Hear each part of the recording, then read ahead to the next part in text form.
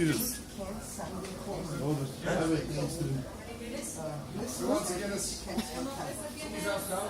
Haben Sie Weißbier?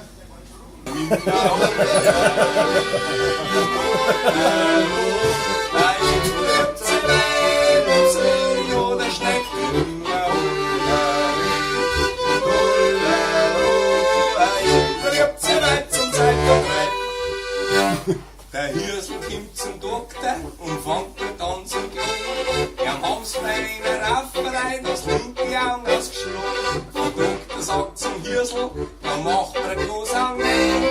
Aber nein, sagt da der Hirsel, ich schlag's mir wieder ein.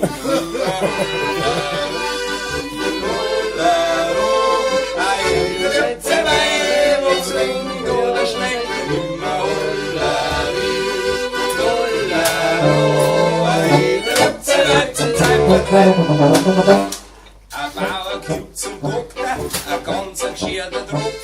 Er lässt in seinem Zimmer den Hut gleich auf den Kopf. Der Doktor sagt zum Bauern, den Hut lässt runter fix. Aber nein, sagt da der Bauer, weil am Kopf drum fällt mir nix.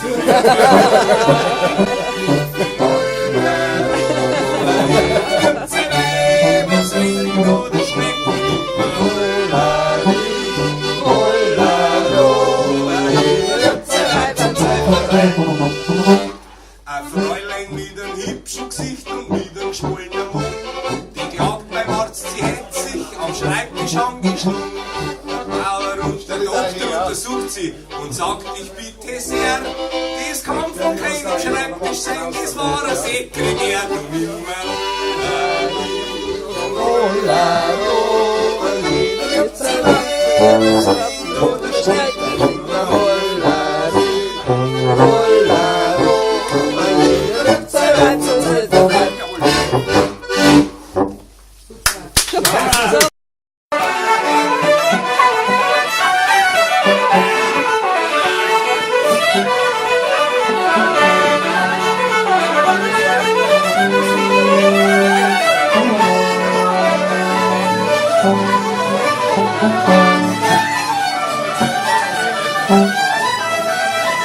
Thank you.